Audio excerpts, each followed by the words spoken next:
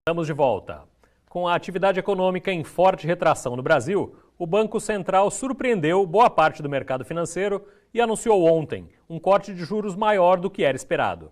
Em decisão unânime, os dirigentes cortaram em 0,75 a taxa básica de juros, que caiu de 3,75% para 3% ao ano. Foi a 7ª redução consecutiva e a taxa atingiu o menor patamar da história. Quem participa agora do Live Santa Portal é o Marcelo Tomasi, da Crow, especialista em finanças. Falei o nome certo, Marcelo? Crow, né? Crow. É isso aí.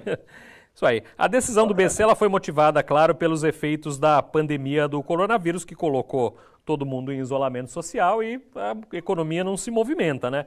Já é possível medir os reflexos disso na economia?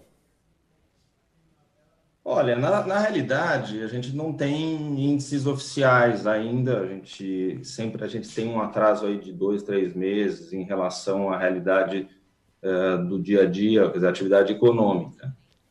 Mas, obviamente, é possível identificar alguns impactos bastante claros. Por exemplo, as expectativas, as percepções do mundo econômico, do mercado, já mudaram muito. Por exemplo, quando você olha, o Banco Central divulga a cada segunda-feira um relatório e ele mantém no ar um sistema de expectativas onde algumas dezenas de entidades colocam suas expectativas a respeito por exemplo, da atividade econômica.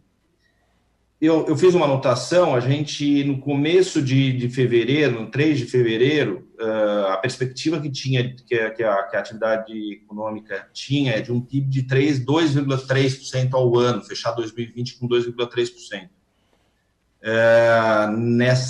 No último relatório, no Focus, a gente já teve os mesmos agentes colocando uma perspectiva de queda do PIB de 3,86%. Quer dizer, uma mudança bastante relevante em cerca de 60 dias. Obviamente que esse é o período onde a pandemia começou a se acentuar e todas as medidas foram tomadas. A Bolsa de Valores, por exemplo, é outro exemplo. Ela estava em 114 mil pontos, mais ou menos, em 3 de fevereiro de 2020. Hoje ela estava rodando até a hora que eu olhei, em torno de uns 78.600 pontos. Uma queda de 30% no valor, em geral, no valor do índice Bovespa, das empresas que compõem o índice Bovespa. Então, obviamente, são claros os efeitos. No dia a dia, a nossa empresa, a gente assessora muitas empresas e você vê algumas empresas em alguns setores mais, em outros menos, mas sendo fortemente vamos dizer, impactadas do ponto de vista de receita, principalmente. E você também pode olhar, vamos dizer assim, como referência para outros países que já estão um pouco mais avançada nesse ciclo da pandemia. No caso, por exemplo, dos Estados Unidos, a primeira medição do primeiro trimestre do PIB americano, o PIB americano caiu 4,8%. Na China, onde esse processo já está, vamos dizer assim, bastante, vamos dizer, no final aí da curva, o primeiro trimestre chinês, o PIB do primeiro trimestre caiu 6,8%, que é algo também inédito, vamos dizer assim. Então, a gente não tem todos os países do G20 vão sofrer recessão nesse ano, né? É impossível. É uma perspectiva global. Sim. Né? Perfeito. O Banco Mundial também já divulgou algumas informações sobre a recessão global. Isso também já é dado. Perfeito. Agora, essa queda dos juros ao menor nível da história representa o que para quem investe? Olha, o efeito é bastante objetivo, tá? Na prática, o Brasil é um país que tem uma tradição muito forte de investimento em renda fixa. Quer dizer, isso vem mudando há alguns anos, até porque a queda da Selic não é um fator pontual da pandemia. Ela vem caindo, a gente já esteve com a Selic há muitos anos atrás para cima de 2 dígitos. Num passado recente, nós estávamos em torno de 7%, 6,5%. Ela veio testando um limite. Na pandemia, ela entrou com 4,25% e hoje nós estamos com 3%. e o Banco Central sinalizou, o Copom na ata sinalizou que pode haver mais um corte na próxima reunião em junho. Basicamente, como a gente é um país que tem fortemente investimentos em renda fixa, quando você reduz a taxa de juros, o rendimento da renda fixa diminui. Então, na prática, o efeito mais óbvio, que mais representa o que está acontecendo, que já é uma tendência, não é de agora, da Covid, mas da pandemia, mas é uma tendência de algum tempo já, é que os rendimentos de certos aplicadores que estão baseados em renda fixa, que são aplicações que têm títulos do governo, principalmente como principal ativo, vão cair os rendimentos.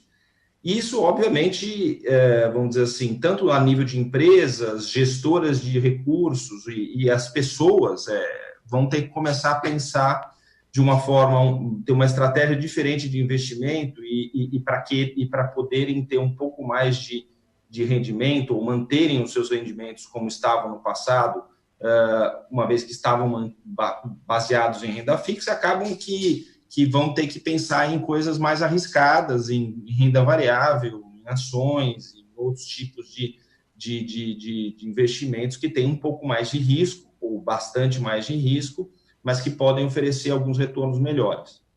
Certo. Aumento da inflação nessa situação que a gente está, muito improvável mesmo com a queda dos juros, né? É improvável porque a inflação se alimenta de dois lados, ela se alimenta, e um deles é a demanda. Como a gente vai ter uma demanda muito fraca, tende a ter uma demanda fraca nesse período, e talvez ela não se recupere na mesma velocidade que ela foi suprimida, é improvável ter a queda, o aumento de inflação. Inclusive, os próprios, vamos dizer, o consenso de mercado já mostra alguma queda nas previsões de inflação para o futuro. Perfeito. Para quem está endividado, a notícia da queda de juros é boa?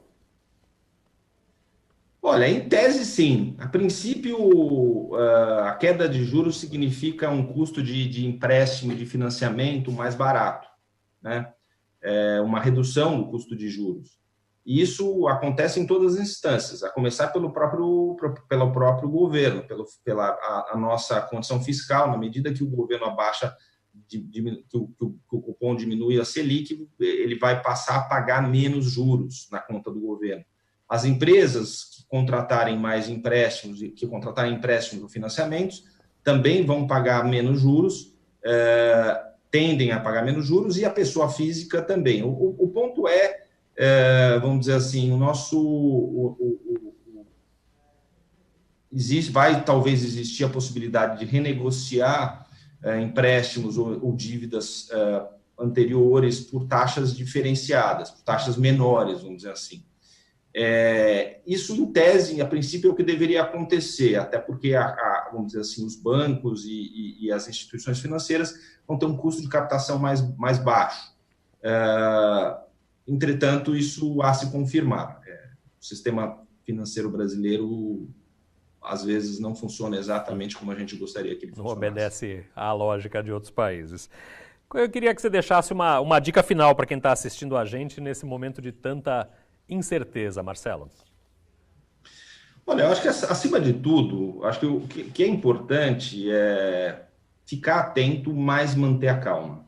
Acho que quanto mais problemático, desafiador for o cenário, mais calmo a pessoa, a empresa, o gestor, o executivo, o profissional, a dona de casa precisa ficar. Quer dizer, na verdade, o que eu acho que é importante e eu vejo muita gente fazendo isso, é repensar, por exemplo, o orçamento doméstico, empresarial, preservar reservas. Eu acho que isso é fundamental. É difícil entender a extensão, é difícil ter claramente a extensão dessa crise, de como ela vai se desenrolar. Ela está no momento em que a gente está tendo uma crise relacionada com saúde, que tem impactos econômicos, mais para frente, certamente vai vir mais desemprego, já está vindo mais desemprego, então, na realidade, o que precisa se pensar é preservar reservas, preservar fundos e recursos que se tem, porque a gente não sabe a extensão do problema que nós temos agora. Tomara que tenhamos uma recuperação ágil logo em seguida do final vamos dizer assim, da quarentena e na redução da pandemia. Acho que é importante, para empresas, é importante observar oportunidades. Para pessoas, eu diria que repensar de novo, como eu disse, repensar a estratégia de investimento, mas isso com muito cuidado.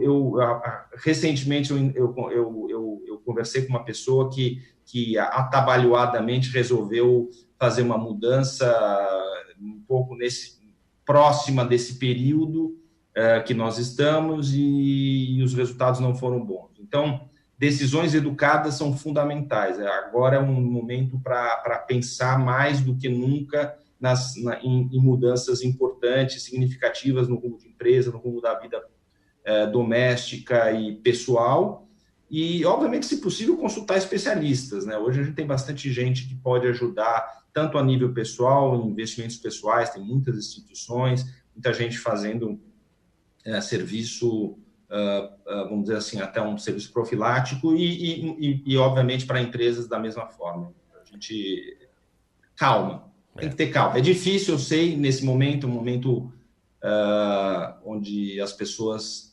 tem muita gente realmente quase em pânico, mas esse é o momento para respirar fundo e pensar muito bem nas decisões de investimento ou de gastos que forem fazer.